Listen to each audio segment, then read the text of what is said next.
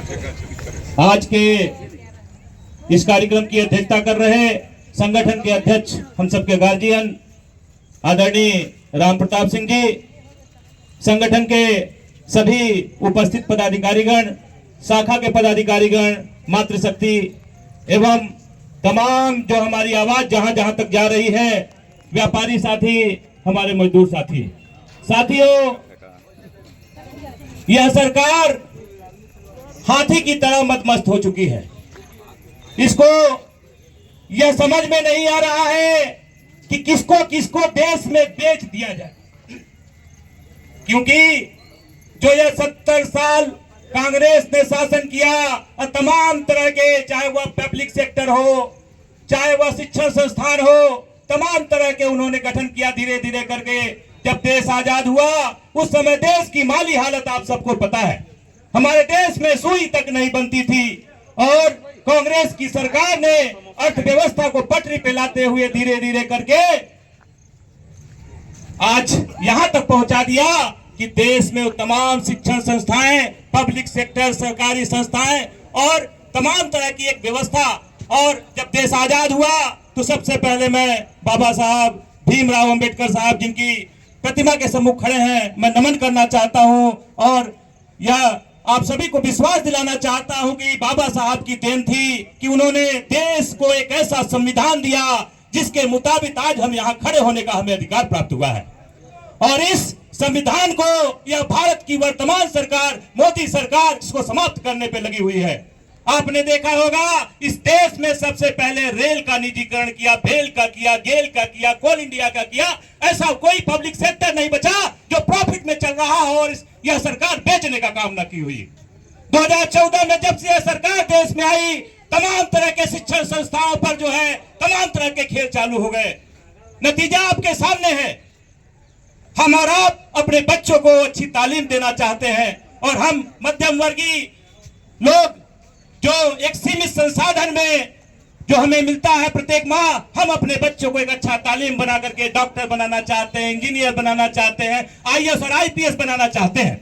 इस देश में 2014 के बाद जब यह सरकार आई तो साथियों, आप सभी को जानकर हैरान होगा कि 151 से ज्यादा ये देश स्तरीय जो परीक्षाएं होती है उनका पेपर लीक कर दी सरकार ने, और बार बार लीक करती रही। हमारे बच्चे पढ़ते रहे, खून पसीना लगाते रहे। जब इन्होंने राजस्थान के एलन जैसे संस्थाओं को पेपर बेचने का काम किया, तमाम ऐसे बड़े बड़े जहां बच्चों के कांटेक्ट हुआ करते थे, वो संस्थाओं को इन्होंने पेपर बेचा और नतीजा हुआ कि बच्चे जो पढ़ पढ़ के थक जा रहे थे, नर्वस हो जा रहे थे और लगातार ये देश में खबरें आ रही थी कि वह जो है जीवन से ऊब करके कई बच्चे सुसाइड कर लिए।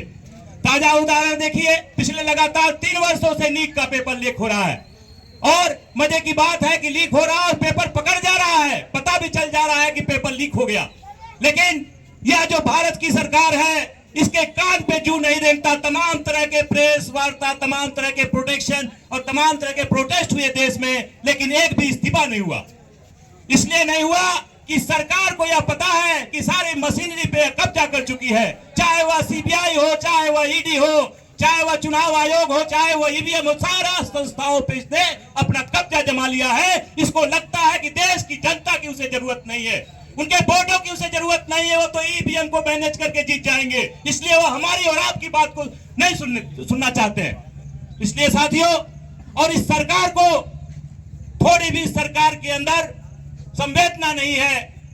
हमारे और आपके बच्चे 20 जुलाई को जिस तरीके से पीटे जा रहे थे, वैसा तो ब्रिटिश शासन में हमारे जो क्रांतिकारी साथी थे वैसे दृश्य हम लोग नहीं देख पाए थे, क्योंकि उस समय मीडिया का जमाना नहीं था। उस समय अखबारों के माध्यम से 4 दिन 10 दिन बाद वह सूचना प्राप्त होती थी, लेकिन हम लोगों ने लाइव टेलीकास्ट देखा साथियों।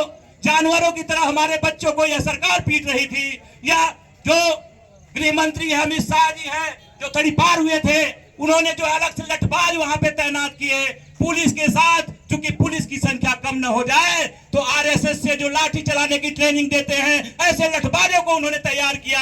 आप सभी ने मीडिया के माध्यम से, सोशल फेसबुक के माध्यम से देखा कि तमाम तरह के हथकंडे अपनाते हुए और बच्चों पे बर्बरता से लाठी प्रहार कर रहे थे और पुलिस वाले उन्हें बचाने का काम कर रहे थे। और ये सब देख के यदि इसके बाद भी हमारा खून न खोले तो निश्चित रूप से वो पानी हो चुका है और हम जो है ये आदी हो चुके हैं सरकार के जो है इस रवैये से। हम अपने आप को आदी हो चुके हैं और हम उससे ऊपर निकलना नहीं चाहते हैं। तमाम दुकानदार साथी सुन रहे हैं, आपके भी परिवार के भाई होंगे, बच्चे होंगे जो लगातार इस तरह की पीड़ा झेल रहे होंगे। मैं देखा कि हमारे तमाम सोनभद्र के बच्चे, सिंगरौली के बच्चे दिल्ली में प्रोटेस्ट कर रहे हैं और तमाम किसी को चोट लगा है।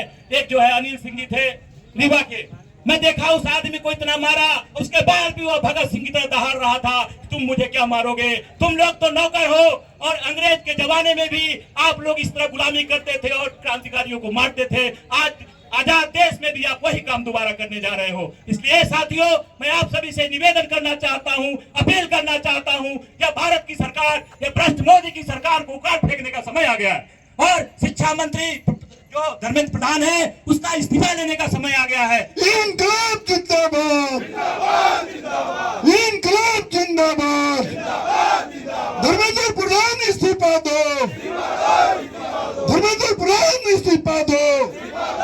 बोल साथी हल्ला बोल, हल्ला बोल, हल्ला बोल।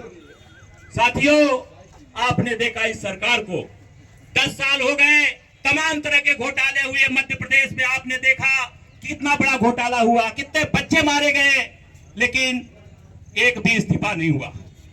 राज्यपाल तक मर गए। कल शाम को इंक्वायरी कंडक्ट होता था, सुबह राज्यपाल साहब मर गए। जो आरटीआई मानता था वो भी आदमी मर जाता था, गवाह भी मर जाए, कोई सबूत नहीं रहने देती थी ये सरकार।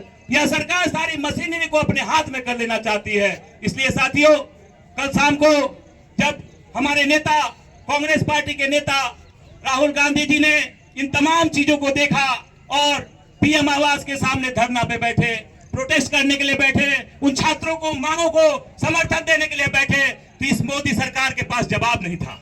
इस मोदी सरकार के पास जवाब नहीं था और बड़े ही बर्बरता के साथ छात्रों को तो पीटा ही, उसके बाद हमारे नेता राहुल गांधी पर भी लाठियां बरसाई, बहन प्रियंका गांधी पर लाठियां बरसाई गई और जिस तरीके से उनको उठा करके गाड़ी में डाल दिया गया, आप सभी ने मीडिया के माध्यम से देखा। इसलिए हम लोग भारत सरकार से, इस निकम्मी सरकार से, इस भ्रष्ट सरकार से हम मांग करते हैं कि अब तत्काल शिक्षा मंत्री, भारत के शिक्षा मंत्री धर्मेंद्र प्रधान जी का इस्तीफा लिवाए, अन्यथा हम लोग जहां पे हैं, हम जहां नौकरी करते हैं, हम जहां काम करते हैं, मजदूरी करते हैं, हम वहीं से प्रोटेस्ट करेंगे। आवश्यकता पड़ेगी तो सिंगरौली से चिंगारी चल करके दिल्ली जाएगी। आप सभी यकीन मानिए, यदि यह भारत सरकार नहीं मानी, इस छात्रों की मांगों को नहीं मानी, तो हम लोग चुप बैठने वाले लोग नहीं है। हमारे भी बच्चे हैं, उनका भी भविष्य की बात है, हम बिल्कुल भी चुप नहीं बैठने वाले हैं। इसलिए तमाम इन मांगों के साथ में हम यह आग्रह करना चाहते हैं, तमाम जो प्रशासन के लोग हैं, मीडिया के माध्यम से, आप सभी के माध्यम से भारत सरकार के कानों तक हम अपनी बातों को, अपनी भावनाओं को पहुंचाना चाहते हैं कि जिस बर्बरता के साथ उन बच्चों को पीटा गया, उन पीटने वाले अधिकारियों पे कार्रवाई हो। उस लठबाज, वो कौन से लठबाज युवा थे, कहां से आए, इस पर भी जांच होनी चाहिए, कार्रवाई होनी चाहिए। उस धनीपाल अमित शाह पे कार्रवाई होनी चाहिए, उसका भी इस्तीफा होना चाहिए। इस देश में जब से यह सरकार बनी है, आप सभी को पता है, इसके पहले जब भी आंदोलन होते थे, एक उत्तरदायित्व होता था, एक जिम्मेदारी होती थी सरकार की। कांग्रेस के जमाने में हमने देखा, यदि टेररिस्टों ने अटैक कर दिया तो गृह मंत्री पाटिल का इस्तीफा तुरंत ले लिया गया। यदि जो है कोयले का घोटाला हुआ, भले ही जो है वो मंत्री सम्मिलित ना हो, लेकिन उसका इस्तीफा तुरंत ले लिया गया। ये तमाम तरह के उदाहरण हैं। लोकतंत्र में यही एक अच्छी तस्वीर दिखती है कि जिम्मेदारी अगर सरकार न ले तो वह सरकार जो है बदमाश हाथी की तरह हो जाती है और अत्याचार करने लगती है अपने जनता पर।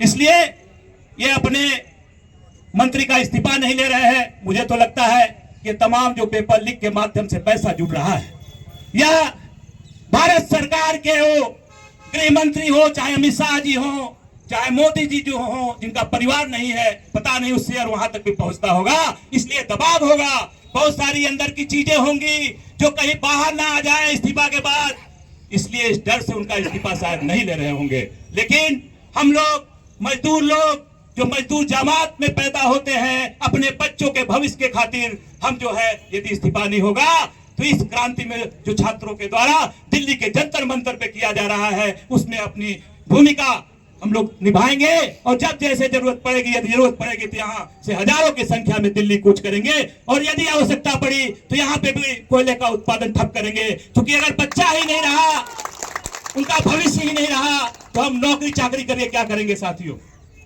हम सब जो मध्यम वर्गीय परिवार के साथी होते हैं, नौकरी के माध्यम से जो अर्जन होता है वही तो हमारी पूंजी होती है, जो बच्चों को हम पढ़ाते हैं लिखाते हैं, पढ़ के नौकरी मिल जाए। जब नौकरी ही नहीं मिलनी है, सरकार पेपर ही जो है आउट करा देती है, बेच देती है माफियाओं के हाथ, तो बच्चे हमारे कहां से आएंगे। इसलिए हम सबको जागना होगा, हम सबको इस सरकार को भी जगाना होगा और इस सरकार को मुकम्मल जवाब देना होगा। अन्यथा यह सरकार तमाम मशीनरी को अपने अंडर में कर लिया है और लगता है कि जुडिशियली को भी अपने बस में कर लिया।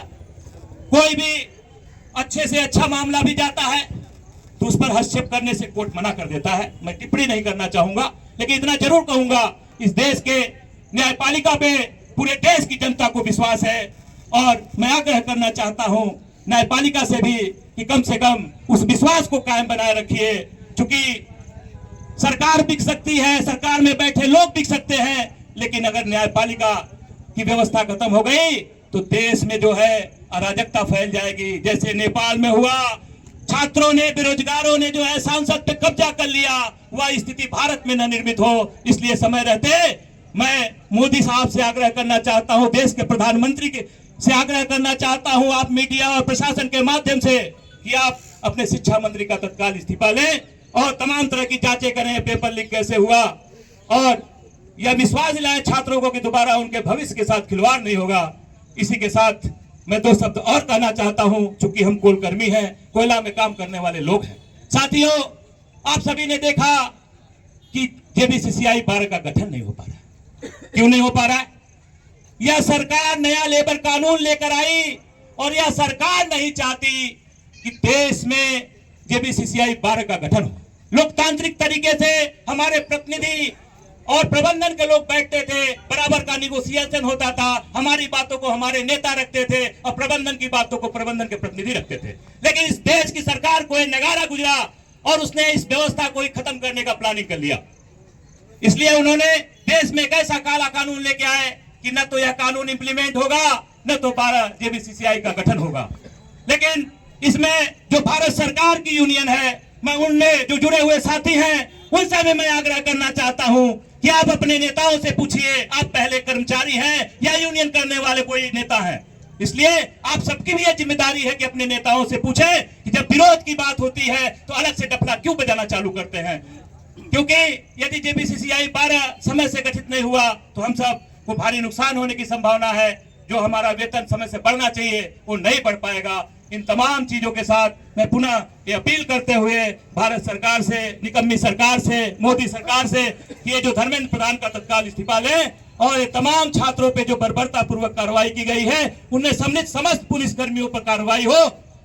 इसी के साथ हम अपने वाणी को विराम देते हैं और एक जोरदार नारा लगाना है ताकि यह जो गूंगी बहरी सरकार है उसके कानों तक हमारी बातें जाए। इनकलाब जिंदाबाद, जिंदाबाद जिंदाबाद, इनकलाब जिंदाबाद, जिंदाबाद अरे जिंदाबाद। पहले लड़े थे गोरों से, अब लड़ेंगे चोरों अरे से, पहले लड़े थे गोरों से, अब लड़ेंगे चोरों अरे से। अब तक जिसका खून न खौला, खून नहीं वो पानी है, अब तक जिसका खून न खौला, खून नहीं वो पानी है।